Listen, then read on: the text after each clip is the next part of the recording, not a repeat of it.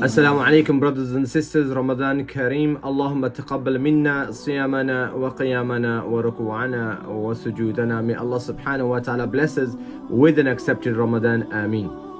The parable of the three cows, black, red and white. And the lion is a good starting point. The lion, with his cunning Machiavellian words, is able to entice the cows, resulting in separating them from each other, which eventually allows him to devour them one at a time. Moral of the story is simple and obvious. It is high time for this community to put its differences to aside and to unite as a community, as an ummah, right now. If it needed any reminder of the predatory evil lying in wait, Gove's recent announcement should serve as a reminder to us all. In a constantly shifting world of cheap gutter politics, in which terms are forged for political goals, the UK government announced the goalposts of extremism are shifting once again. Surprise, surprise. And no, it's not what you think. They are not going to include the Zionist baby killers, the flower massacre perpetrators, the women killers into the UK's extremist or terrorist list. Don't be silly. Why would they ever do that? Rather, the conservative, Zionist, Islamophobe Gove, he announced his draconian intent and vitriol by targeting who else but yet more law-abiding Muslim organizations and individuals. And yes, here we go again. It received unanimous criticism from all quarters of the UK society, Muslim and others. Black Lives Matter, Amnesty, Liberty referred to it as smash and grab, cynical, completely unworkable. Yesterday it was Dr. Abdul Wahid, Dr. Asif Munaf. Today it is Cage, Mend, MAB, who were all named as potentially extremist organizations, whilst five pillars, Imam Shakil Beg, Friends of Palestine, narrowly escaped for the time being, at least. But it doesn't end there either. Who knows who will be added to the list tomorrow? I mean, if you continue to watch and share my videos, one day even I might make this honorary list. While some are keen to showcase Gove's Islamophobe views and track record, we need to realize that this isn't just about Gove, conservatives and Islamophobia only.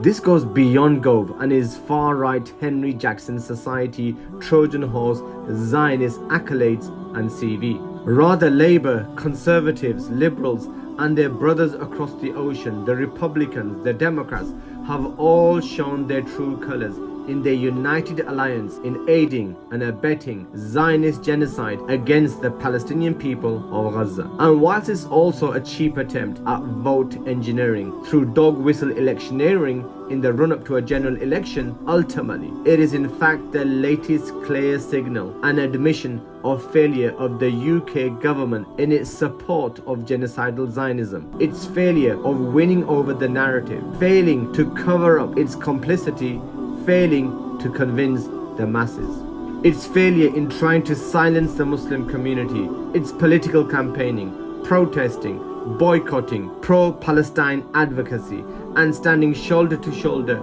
with their Palestinian brothers and sisters. And it's in this context some things never change.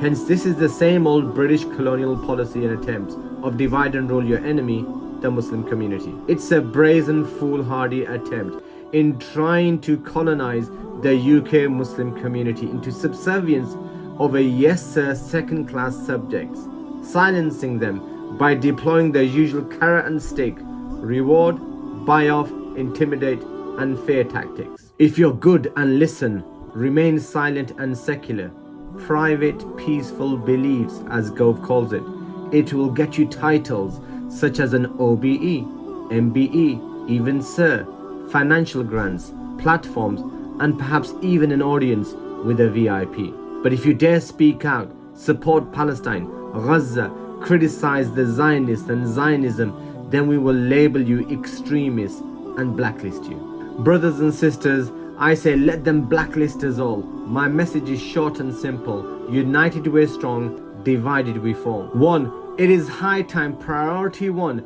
the UK Muslims need to form a political, ideological, logistical, organizational union and bond based upon our aqidah between us all as Muslims of the UK and state loud and clear, we are all Dr. Abdul Wahid, Imam Shakil, Cage, 5 Pillars, Mend, MAB, friends of Palestine, and there is no dividing us. And if we do not unite, just like the parable of the cows, we will be devoured one at a time. 2. With all due respect and for Allah's sake, stop bickering amongst ourselves.